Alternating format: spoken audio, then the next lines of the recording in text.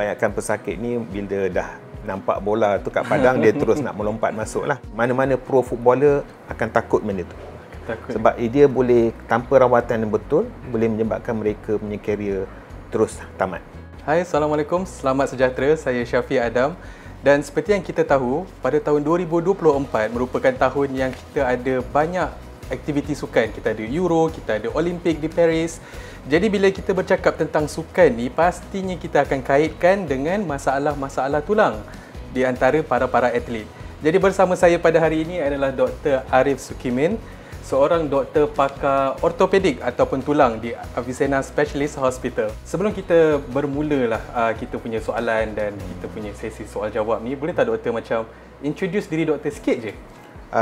Nama saya Dr. Arif Sukimin Muhammad Syukri. Saya pakar bedah ortopedik dan kecederaan sukan di Avicenna. Saya mula bertugas di Avicenna pada tahun 2000 dan saya sekarang ni banyak buat perawatan untuk kecederaan ortopedik dan juga untuk kecederaan sukan.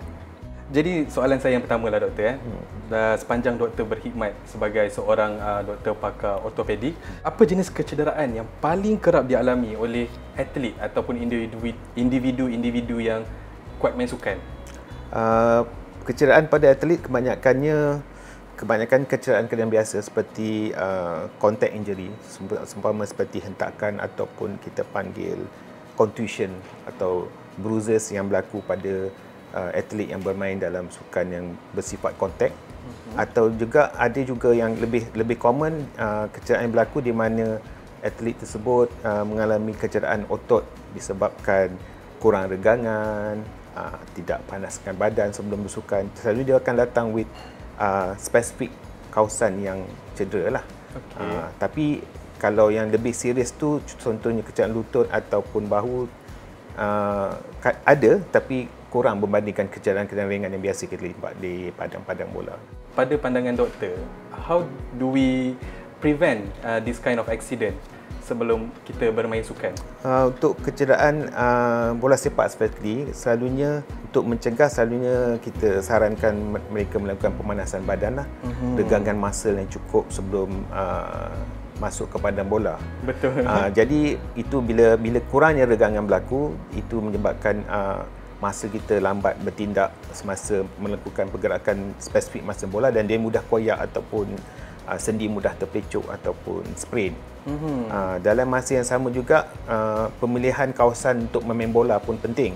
Jadi setengah-setengah padang seperti padang bola sintetik lebih cenderung untuk mendapat kecederaan berbandingan padang bola yang asli.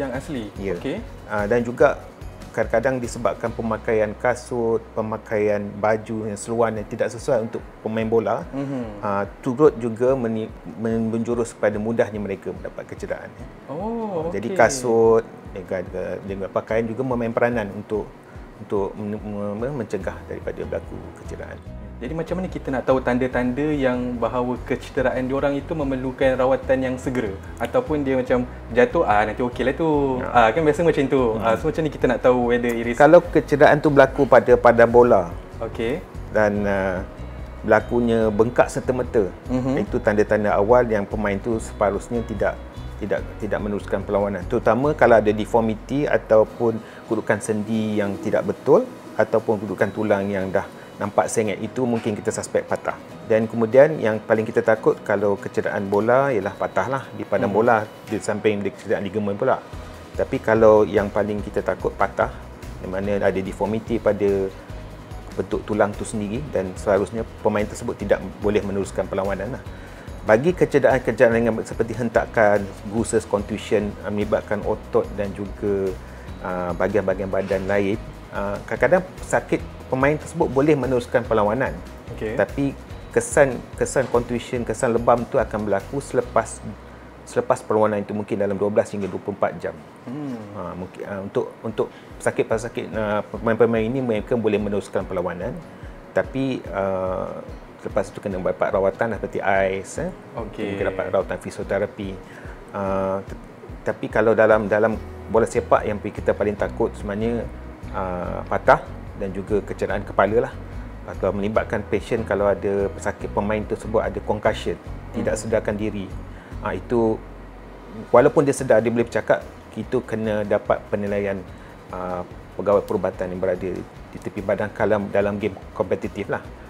Tapi kalau dalam game biasa-biasa, dalam recreational athlete atau game yang orang-orang biasa main, tanda-tanda seperti pengsan, hentak, tekan kepala atau kecerahan muka tidak seharusnya meneruskan permainan dan dapatkan rawatan yang lebih awal. Jadi saya kat sini saya tanyalah, adakah pemakanan pun affect kita punya proses penyembuhan? Betul. Untuk aktiviti sukan, ada dua jenis pemakanan sukan yang kita selalu suggest lah. Sama ada semasa dalam latihan ataupun semasa perlawanan. Yang paling penting, hidrasi air untuk mencegah kecederaan sukan dari mudah berlaku. Terutama kecederaan otot. Walaupun kecederaan otot, keroyakan otot hanya bagi setengah orang hanya minimum, tapi pemulihan agak lambat.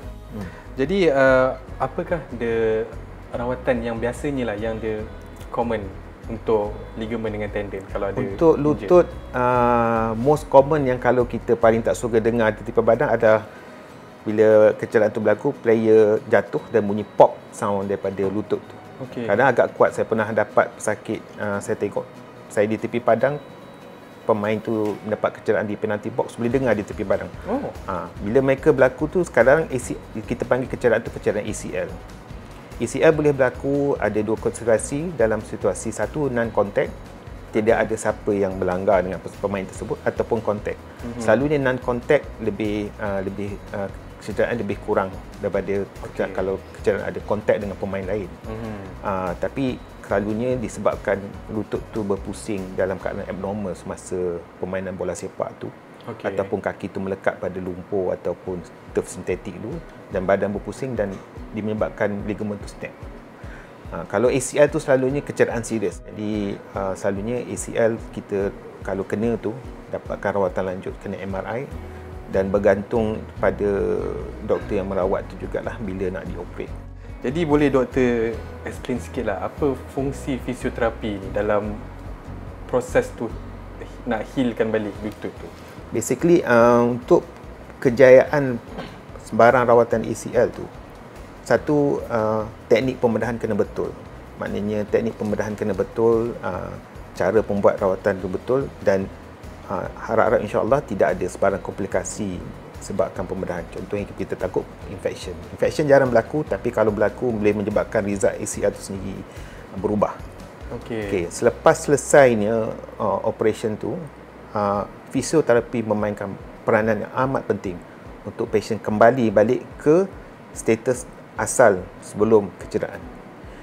Kenapa fisioterapi penting? Satu, fisio kebanyakan pesakit akan cakap, doktor, fisio ni lipat-lipat lutut aja, exercise lutut. Salah tu. Fisio bukan hanya melibatkan tu. Fisio akan juga dia memain peranan untuk menurunkan bengkak selepas pembedahan dengan krioterapi. Boleh stimulate pada selepas pembedahan. Pesakit selalu ni tidak boleh menggerakkan otot sebab sakit. Betul. So dia ada few method untuk menstimulate muscle. Ada setengah-setengah alat-alat digunakan pada fisio untuk stimulate muscle. Walaupun patient tak bergerak, tapi di stimulate muscle itu supaya bila muscle cukup kuat dan kita boleh lepaskan tongkat awal dan kita boleh rehab dia lagi cepat. Selalunya kalau kes-kes macam tu, ada setengah kes di mana patient kena ACL kita tak galakkan buat terus. Ada tu kita suruh rehab dulu, kuatkan muscle dulu. Itu yang fisio main peranan untuk kurangkan sakit, untuk kurangkan bengkak dan aktifkan balik otot yang terlibat dalam pergerakan lutut. Saya rasa itu sahaja daripada kami dan juga terima kasih banyak doktor atas kesudian masa untuk menjawab beberapa soalan berkenaan sukan.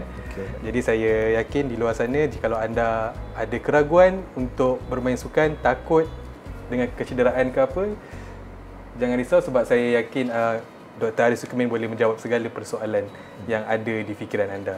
If you need anything, boleh contact doktor je, betul? Terima kasih. Ya, betul. InsyaAllah. Alright, that's all from us. Thank you so much. Thank you.